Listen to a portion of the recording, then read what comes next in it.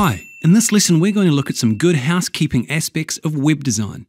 These are issues that aren't immediately going to affect your success as an affiliate, but will help you further down the line as your site grows. Websites have a habit of getting very large very fast. If you've done something wrong on 50 pages, fixing it can take up a lot of your precious time. So it's important to utilize these concepts from the get-go. When you're creating files for using on the web, there are a number of conventions you should observe. Firstly, always use lowercase. The reason for this is that file names are very often case-sensitive on the web. In other words, .jpg or JPEG in lowercase and .jpg in capitals are not actually the same file. Instead of spending hours trying to figure out why your images or files aren't displaying, it's best to just write everything in lowercase from the outset and avoid this situation altogether. Secondly, eliminate spaces between words. The first reason for this is that spaces are unsafe in web addresses. They can get lost, confused, misinterpreted, mistranslated, you name it. If you have a file or a URL with a space in it, that space will get converted to a %20 sign. The best way to write file names is with hyphens between words. This has the added benefit that search engines see words separated by hyphens as separate words, unlike words separated by underscores, which are seen as being the same word. So if you're looking for a file name convention that could help your SEO, you want hyphens all the way. When you're creating HTML pages, you can use either .html or .htm. They both do the same thing. However, py.htm and py.html are not the same file again. So it's a good idea to pick one of these and stick with it from the start. If you're using images on your website, with permission of course, make sure you save them to your computer and upload them to your own website. Don't just link to the image where it resides on someone else's site. This is called hot linking and is a bad idea for a number of reasons. Firstly, it's bad manners. You're using someone else's bandwidth to display images on your site. If their website disappears or is running slow, well, it's going to affect your site. The images simply won't appear, or it will dramatically slow down the loading of your page. You don't want to be reliant on someone else's site in this way. You'll frequently want the image to be a different size than the original, and so it's simply not a good idea to just resize the image in your web editor or by changing the height and width attributes, since these don't actually affect the size of the file. Your visitor will have to download the whole image, and if it's a very big file that you've shrunk to have small dimensions, it will become a huge waste of time and bandwidth for your poor visitors. Lastly, you're using an image that you have absolutely no control over. Many sites take offense to this behavior and may alter the image to display an advertisement for their site, display something rude, or show something equally embarrassing to register their disapproval. Funny for them, but not so good for you. The exception to this is when affiliate programs offer you snippets of code for pasting banners into your site.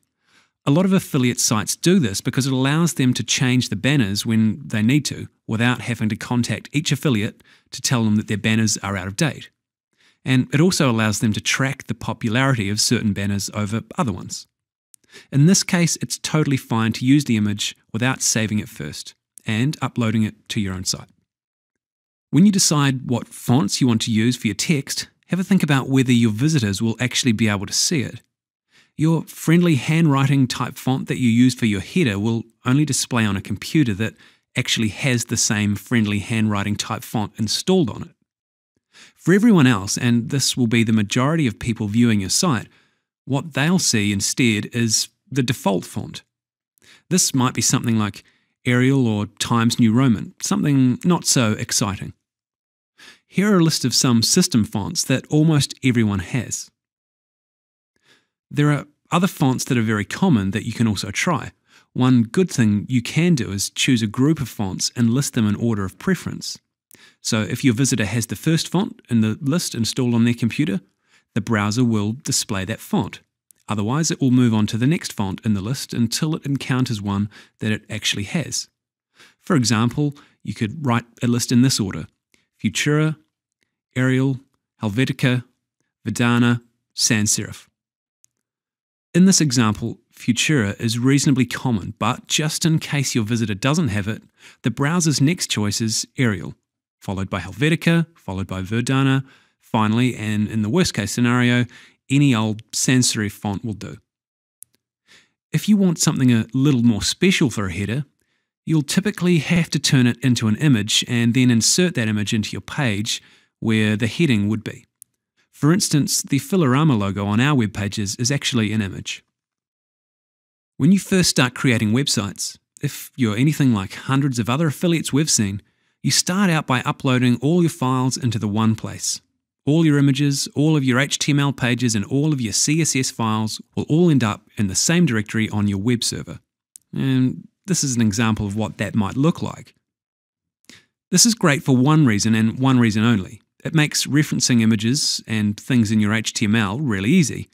And when you're just starting out as an affiliate, easy is something you're usually pretty keen on. What you should really be doing, however, is keeping things nicely organized. Keep your images in an images directory, your CSS in a CSS directory, your articles in an appropriately named directory, and so on. Your web server should look more like this. Keeping things in directories serves a couple of purposes. One, it keeps things organized, and two, it makes your URLs, your web addresses, simpler. It's much easier to remember and write.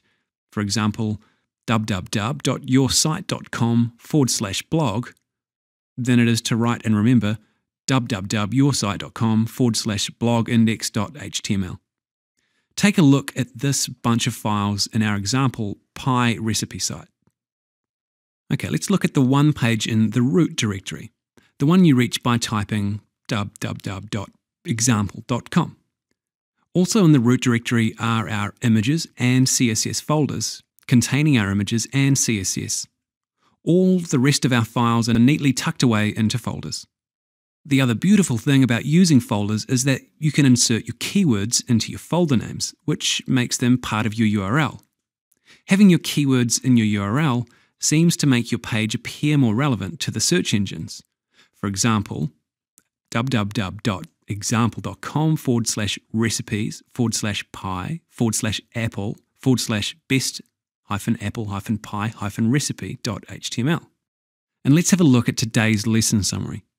In this lesson, we took a look at some of the things you can do to keep your website functioning properly, including naming all files in lowercase without spaces, storing all images on your own server, using appropriate common fonts, and structuring files into different locations to keep things tidy. Okay, that's all we've got time for. Thanks for watching, and we'll see you again next time. Bye for now.